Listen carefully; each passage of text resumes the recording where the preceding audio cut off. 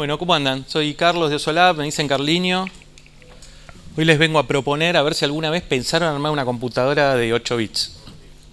Así me gusta. La vamos a armar juntos hoy. Arranqué con la Commodore cuando era chico, cuando quise profundizar un poco cómo eléctricamente funciona una instrucción, un programa. Me encontré con esto y no entendí absolutamente nada. Luego de unos años y de hacer mi vida, encontré a un prócer actual que es Ben Iter, que básicamente agarró los procesadores del Atari, la Commodore y demás, hizo una serie explicando cómo es que funciona. Bueno, me animé, armé una maqueta, pero cuando lo quería explicar era un poco complicado porque abajo de todos esos cables hay un montón de conexiones que no se entienden mucho. Armé un canal de YouTube para explicar cómo es que funciona cada uno de esos procesadores y cómo se conectan, y tenerlo en español, que muchas veces no tenemos contenido en español para poder verlo. Y creé una serie de artículos acá en Espaciotec. Algunos escribí un poco, que son de 50 páginas, pero bueno, tenemos como 20 artículos explicando cómo funcionan interrupciones y demás. Cuando quise profundizar un poco más, me encontré con un problema. Cada vez que quiero algo nuevo, tenía que estudiar cómo funciona el chip, cortar pines, cables, muchos millones de cables. Por cada chip son 80 puntitas de cable que hay que pelar. Y lo que me pasaba era que estaba 2 días trabajando y se me había salido alguna de esas conexiones de algo que antes andaba. Entonces, bueno, respiré hondo, hice lo que toda persona de bien hubiera hecho y inventé mi propia computadora 8 bits para poder explicarlo.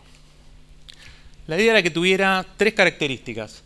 Tuviera una arquitectura bien simple, fuera modular y que aparte se pudieran hacer experimentos. Me basé en la arquitectura del 6502, que usa la Commodore, el Apple II, el Atari. Es una arquitectura 8 bits, ¿por qué? Porque todas las instrucciones que tenemos con 8 bits le podemos decir al procesador cuál es la que queremos. Si quiero cargar un número, tengo una que es A9, por ejemplo, que es 1010, 1001. En 5 volts y en 0 volts es que voy a dar esa información.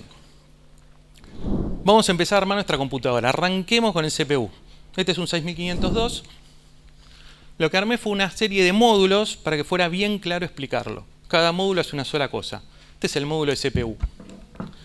Y después la idea es que si yo quiero hacer experimentos, tengan un tamaño para poder hacer un circuito muy fácil. Este es un breadboard, es un pedazo de plástico con conexiones en los agujeritos, en el cual yo puedo hacer un circuito y conectarlo directamente a la placa. Empecemos a armar nuestra computadora con un CPU. Por un lado voy a necesitar tener un pulso para la computadora. Tenemos un reloj. El reloj lo que nos va a dar es una serie de pulsos sincrónicos. Esta plaquita te da desde el pulso que vos hagas tocando un botón hasta regular una velocidad con potenciómetro o llegar a 1 MHz. Pongamos nuestro clock ahí. En algún lado vamos a tener que guardar nuestro programa. Tenemos una ROM en su evolución más moderna de EPROM, que la podemos reescribir todas las veces que querramos, donde vamos a tener nuestro programa escrito para ejecutar lo que querramos.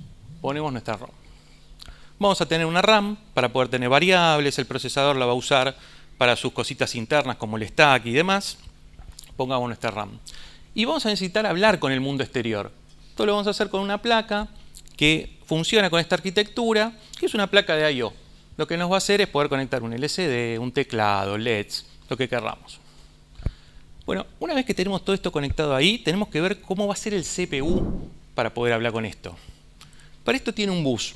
Tiene un bus de direccionamiento, donde va a decir a qué parte quiere hablar de la computadora, un bus de datos que la usa para intercambiar información, y un bus de control, que yo le pongo expansión porque le agregué algunos pines más, donde uno va a poder decirle a los chips algunos secretos que vamos a ver. Con esto tenemos armada nuestra computadora. Ahora tratemos de entender un poco más cómo es que la CPU usa el bus. Esta es la cantidad de posiciones de memoria que podemos direccionar. 65.536 con 8 bits cada una. Acá se usa una arquitectura muy simple, que la verdad que es ideal para poder explicar cómo es que funciona una home computer y una computadora bien básica, que es la que se llama mapeada en memoria. Básicamente el procesador no sabe que tiene cosas eléctricas conectadas, sino que piensa que en una gran memoria está todo disponible. y él escribe donde quiere. Entonces, por ejemplo, tenemos la ROM a partir de una dirección de memoria, la RAM a partir de otra, y todo lo que sean los registros, pantallas y teclados en otra dirección. Por ejemplo, veamos la ROM. La ROM la puse en pesos 8000, eso es un programa que está corriendo. ¿Por qué la puse en esta dirección? Fíjense que pesos 8000 es el pin que está más a la izquierda de la 15 en 1. Entonces yo podría hacer algún truco sabiendo que cada vez que eso tiene un 1, o sea que tiene 5 volts en un cablecito, en una patita, estoy hablando con ese chip. Los chips tienen 3 patitas que me van a dejar hacer por lo menos 3 cosas. Decirle cuando leo, cuando escribo, decirle si quiero que escriban en ese bus que vimos, y prenderse o seleccionarse. Ese es el último pin, que es el pin de chip select. Con una placa adicional que nos va a dejar poner lógica booleana en nuestra computadora, lo que vamos a hacer es un truco de transformar un programa, o sea, cuando alguien pone un 1, en una señal eléctrica que haga que se prenda un chip. Esta es una placa de NAND, es como una AND al revés. Cuando recibe 2 unos te da un 0, si no cualquier otra cosa te va a dar 1. Y el pin de chip select se prende con 0, casualmente.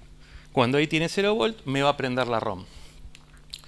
Si lo vemos, digamos, en la parte física, yo lo que hago es 2 veces agarro el chip, el pin A15, lo pongo en una compuerta NAND y la salida esa, que es el cable verde, va al chip select de la ROM.